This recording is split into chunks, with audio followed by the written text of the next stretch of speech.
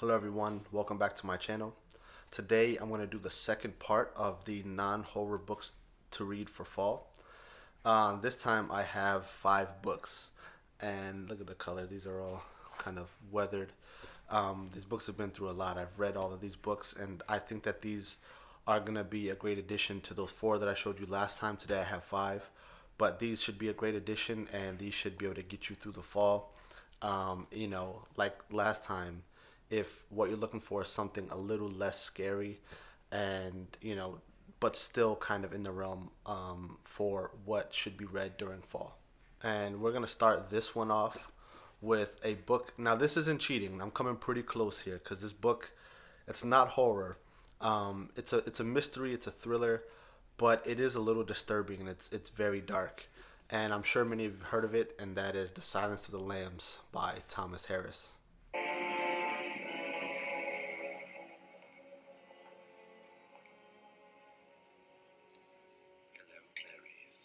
Dr. Lecter, my name is Clarice Starling. I think, many people probably know the story in this book by now, but essentially Clarice Starling, everyone knows that famous clip of, Anthony Hopkins as Hannibal Lecter saying, hello, Clarice. But she's basically a young FBI trainee, and she's tasked with coming up with this questionnaire using Hannibal Lecter's answers by one of her bosses in the FBI.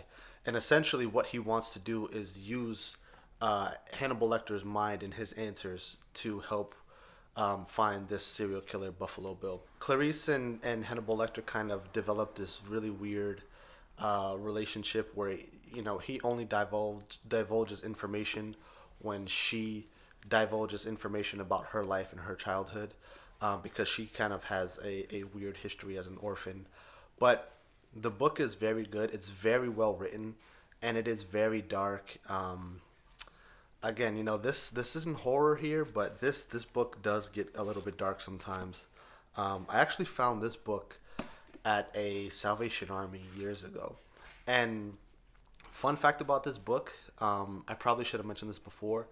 This is actually the second book in the Hannibal Lecter series. The first book is Red Dragon. I don't think you need to read Red Dragon to appreciate and understand this book. This definitely stands on its own. I read this without knowing that Red Dragon was first, but I think that if you're looking for something for the fall that's kind of a little bit dark, but yet you don't want to dip your feet into that realm of horror, this right here is the perfect book. Now, the next book is A Severe Change in Pace from The Silence of the Lambs. This is something that I read every fall. I know I said that about a lot of these books, but this is the time where I tend to read the most. And this next book, a classic, Walden, Henry David Thoreau. I don't know how many of you have read this.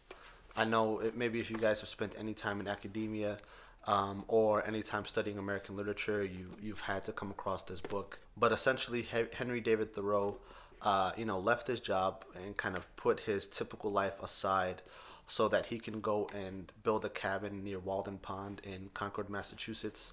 And he lived there for 2 years and 2 months. Now, he did that because at the time, in the mid 1800s, the movement of transcendentalism was really kicking off by some of his peers.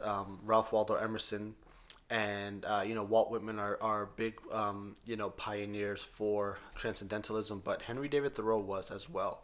And he was huge against authority. He was huge into going into nature. That's the whole reason he did this.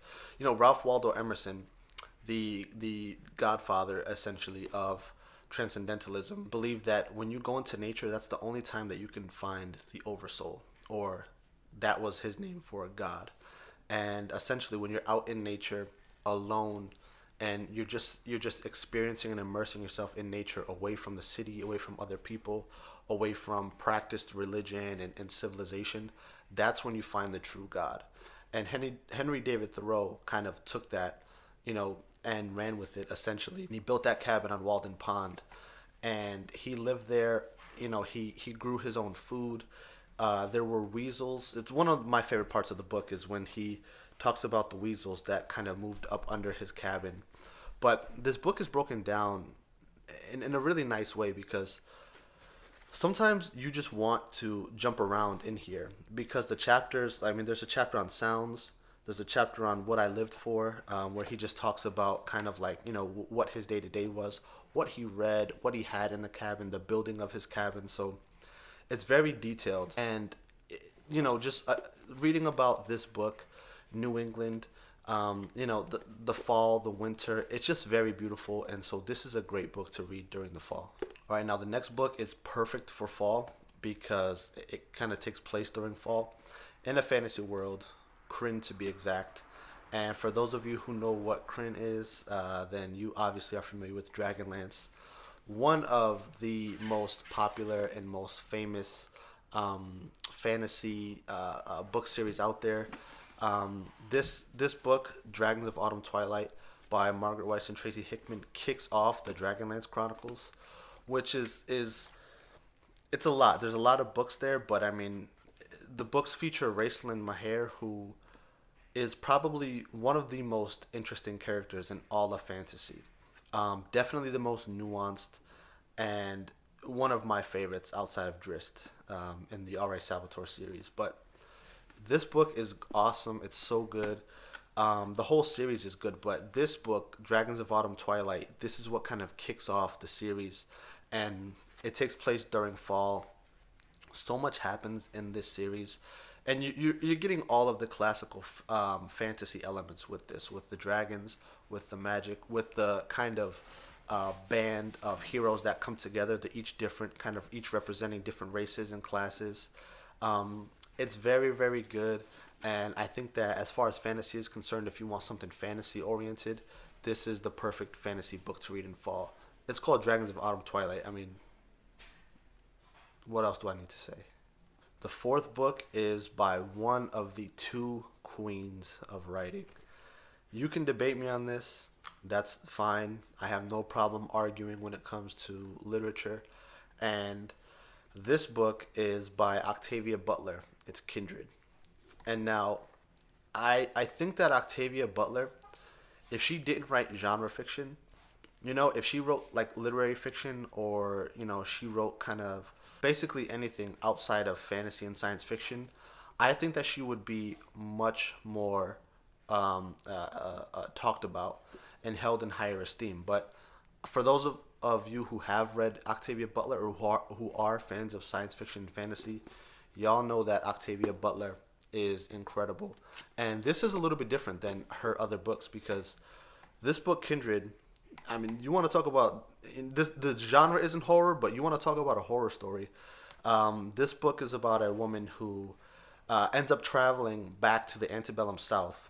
She's black, so going back to the antebellum South, what do you think is going to happen? She's treated as a slave, and she goes back because there's a boy named Rufus, who turns out to be a family member long down her line, but she kind of ends up going back and forth because of him. And so this book kind of parallels between her real life with her husband, and what happens when she goes back into the past. And it's written so well. And like I told you guys before, nature is such a factor in slave narratives, and in the South, and just being outside. There's so much nature in this book as well, Kindred. And there's human nature as well. Human nature, elemental nature. And all of those things, at least for me, that stuff resonates with fall for me. And so if you're going to read anything from Octavia Butler this fall, definitely pick up Kindred. All right, and this last book is, I said two queens. Octavia Butler is one of them. But the next is the queen, Toni Morrison, beloved. This is actually not my favorite book from Toni Morrison. It's one of them, but I think The Bluest Eye is my favorite. A Mercy is probably my second favorite. That actually could be on this list too, because that book is a great fall read. But I chose Beloved because it's not a horror story, but it deals with ghosts. Well, a ghost, and a person's relationship to that ghost. It's just such a beautiful book. I mean, Toni Morrison can do no wrong. She's the greatest writer of the 20th century. I'd argue that as well. and I just think that she is so she's so creative. Her ideas are so amazing. This book is very hard hitting. It's sad. It's happy at times, um, but there's the ghost element is very unique, and it's done different than traditional, ghost or haunting stories. So I think that if you're gonna pick up anything from Toni Morrison this year, um, this right here, Beloved, this is a spectacular book, and it's probably her most famous. Thanks again, guys. I appreciate you guys following this series. Please, give me suggestions on if there's anything else that you want me to talk about, or if there's another genre of books. Because I mean, like I said before, my preferred genre is science fiction and fantasy, but I really read anything. And I'm pretty well read, so um, and if there's anything that you guys want me to take a look at or talk about or even just give an opinion on, I'm pretty interested in that, more so than just a traditional book review. That doesn't really interest me too much, but I just love to talk about books and discuss books and argue about books. So I appreciate you guys checking in, and please like, subscribe, and leave a comment if you like this content.